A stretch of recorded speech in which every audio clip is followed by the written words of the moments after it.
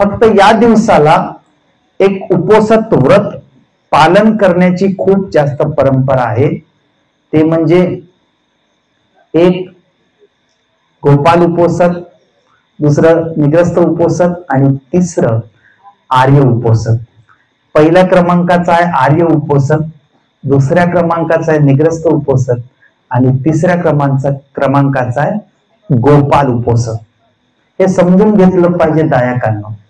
आता अनेकांना भूक लागली असेल, पण मी सर्वांना सांगितलं होतं की पौर्णिमेचा दिवस असतो, त्या पौर्णिमेच्या दिवसाला आम्हाला वास्तविकता ही पद्धत बंद करायची आहे।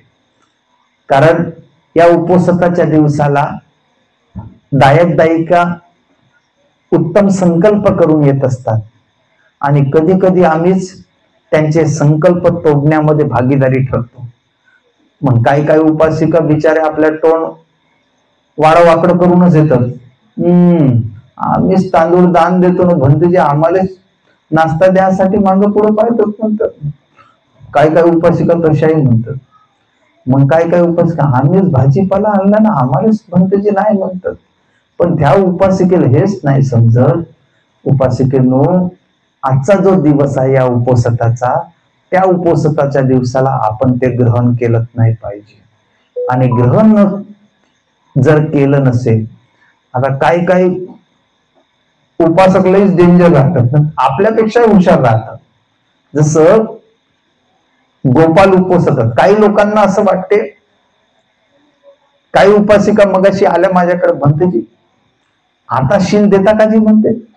मी म्हणलो आता काय देऊ, कधी शील ग्रहण करण्याची पद्धत आहे की कधीही 12 वाजताच्या आतमध्ये, म्हणजे सकाळीपासून, म्हणजे सकाळच्या पहरापासून ते 12च्या आतमध्ये आपण शील ग्रहण केलं पाहिजे।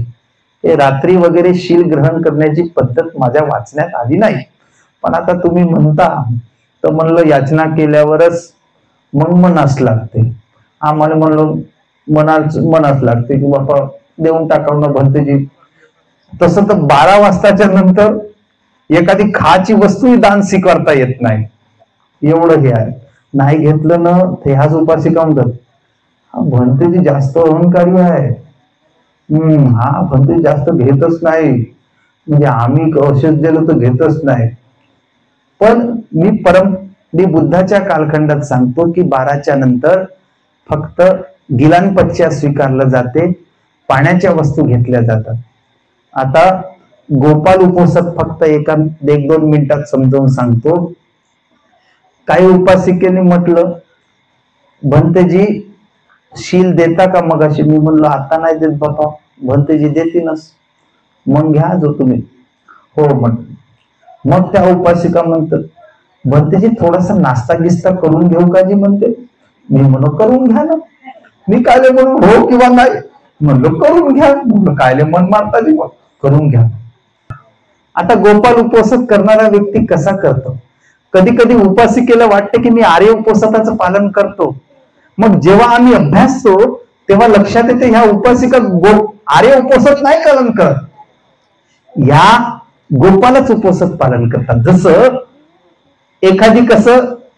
एखादी गुराखी जो व्यक्ती असतो, तो गुराखी व्यक्ती एका गावातून जेव्हा छोटे छोटे बैल म्हणा, गाई म्हणा, बकरी म्हणा, म्हशी म्हणा, हे जेव्हा घेऊन जातो आणि घेऊन गेल्यानंतर तो त्या ठिकाणी जातो आणि त्या ठिकाणी जाऊन त्या बैलाला म्हणा, त्या म्हशीला म्हणा, त्या बकरीला म्हणा, त्या गाईला म्हणा, तो काय करतो, चारा चारतो। त्याला हे माहित असतं की या ठिकाणी आता बैलांचा पाण्याचा वेळ झाला, पिण्याच्या पाण्याचा, मग साऱ्या तो ढोरांना काय करतो, तो त्या पिण्याच्या पाण्याकडे तो वाटचाल करत आणतो। आणि मग हळूहळू त्याला असं वाटतं की आता निघायची वेळ झाली आहे, तर आपण हळूहळू आता या ठिकाणी म्हणजे गाव जिथून जवळ आहे, मग तो त्या ठिकाणी आणतो आणि तिथून आणता तो आपल्या गावाच्या दिशेने हे सारे बैल म्हणा, म्हशी म्हणा, बकऱ्या म्हणा, तो आणत असतो। आणि आणता कोणकोणत्या घरचे कोणकोणते बैल आहेत ते त्या दिशेने तो सोडून देतो।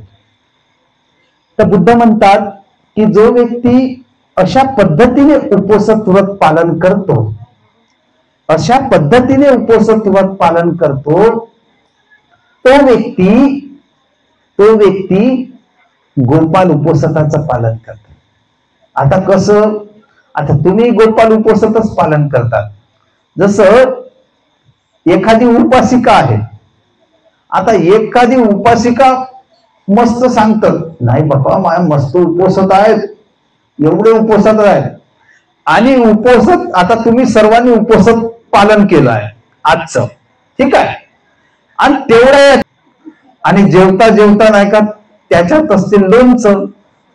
आता ते काढता काढता लोणचं काढलं त्या हळूहळू मस्त जोरानं असं म्हणणं सुरू करतात, असं खाणं सुरू केलं. आता आजूबाजूच्या बाया थोडस ऐकून घेतात, मग म्हणतात बाई हे काही म्हणा, हे लोणचंच होय म्हणतात. मग दुसरी बाई काय म्हणते, कायचं टमाटरचं होय का मिरचीचं होय म्हणते. मग दुसरी पण नाही ना ते नव्हे, हे म्हणतात आंब्याचंच होय. मग तिसरी चौथी बाई नाही जी म्हणते हे निंबूचंच होय म्हणते, तुम्हाला वास नाही. मग म्हणतात नाही नाही नाही तसं नाही, हे अद्रकाचंच होय म्हणतात. मग आता एखाद्या उपासिकेंनी उपोषण व्रत पालन केलं आणि त्या व्यक्तीच्या चित्तात जर खाण्यासंदर्भात जर भाव उत्पन्न होत असेल किंवा एखाद्या गोष्टीविषयी आसक्ती निर्माण होत असेल तरी ते सुद्धा उपोषण व्रतामध्ये मोडते, म्हणजे गोपाल उपोषणामध्ये मोडते. नाही तर तुम्हाला असं वाटत असेल, मी तुम्हाला का म्हटलं की भिक्षूंना 12 नंतर दान नाही, काही म्हणजे खाण्याच्या वस्तू दान नाही द्यायच्या. आता एखाद्या उपोषण समजा आता आईस्क्रीम आणली आणि आईस्क्रीम कधी 12च्या नंतर आणली, आता त्या आणल्यानंतरच भंतेजी घ्या म्हणते दान. आता दान म्हणल्यामुळे भंतेजी घेऊन घेतात. आता घेतल्याबरोबर भंतेजीला आसक्ती नाही होईल का, थंडी आहे आताची थंडी आहे खाऊन घेतलेली बरी, मग पिघलल्यावर काय होईल, नुसतं ढरलं पाणी होईल, मग कसं करायचं, मग खाऊन घेतो. मग शिल तुटलं का नाही, विकास भोजन झालं की नाही, मग ते सुद्धा उपोषणामध्ये मोडत नाही, ते गोपाल उपोषणामध्ये मोडते. तर आपल्याला असं वाटतं की नाही आम्ही अरे उपोषण पालन करतो, तर दायकांना हे समजून घ्या. म्हणून काही असं वाटत असेल की मी या 3 महिन्याच्या वर्षवासामध्ये खूप जास्त उपोषण पालन करतो आणि एकदम निर्वाणाच्या अवस्थेपर्यंत जातो, तर हे काय सोपं नाही आहे. म्हणून बुद्ध हयात असताना सुद्धा आनंद भंतेची शोतापत्ती होते, बुद्धाच्या महापरिनिब्बानानंतरच ते अरहत्व प्राप्त झाले. तर काही ना काही कारण असलं पाहिजे दायकांनो. आजचा या आषाढी पौर्णिमेच्या पर्वावर अतिशय तुम्ही पाण्याच्या याच्यात तुम्ही इथपर्यंत आलात. निश्चित पद्धतीने जे व्यक्ती इथे आले ते पुण्यवान दायक दायिका, जे व्यक्ती कधी घरून ऐकत असतील तर घरून पुण्यकर्म पाहिजे, सद्धम्म ऐकण्याची, ऐकून सद्धम्म श्रवण करण्याची पुण्यकर्म पाहिजे. उद्याचं जे भोजनदान आहे ते अमरावतीच्या उपासक उपासिकेंचं नाश्ता आणि भोजन आहे. प्रत्येक दायक दायिकेंनी उपोषणाच्या दिवसाला त्या दायकांचं दान घेऊन, भोजनदान असो ते ग्रहण करून आपण समोरची वाटचाल करू शकता. परंतु सर्व दायक दायिकेंनी ह्या सूचना आपण लक्षात घ्यायच्या. प्रत्येक वर्षाला या अमरावतीच्या दायक दायिका भोजनदान घेत आहेत आणि संघाला ते भोजनदान देत आहेत.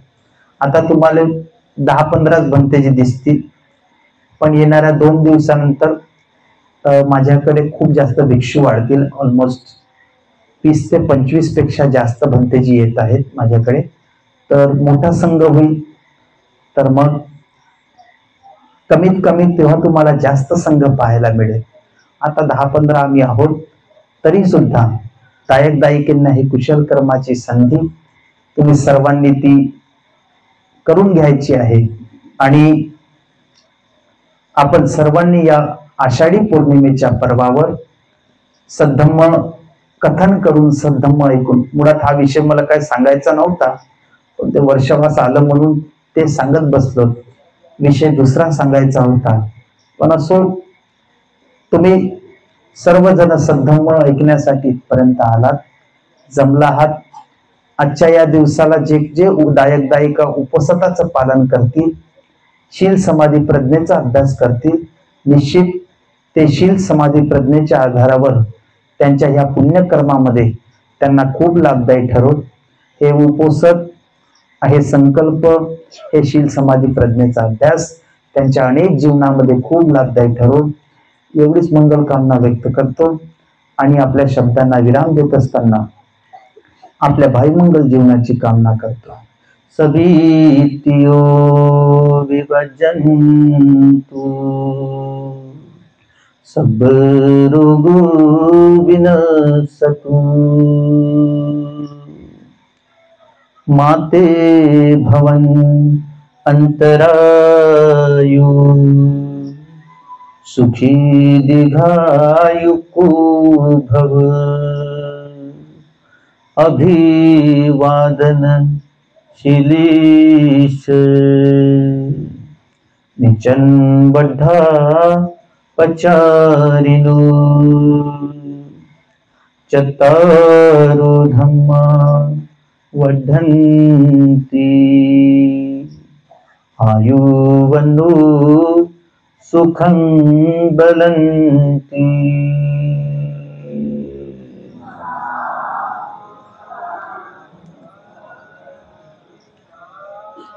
सुखी हो, सुखी हो, सुखी हो.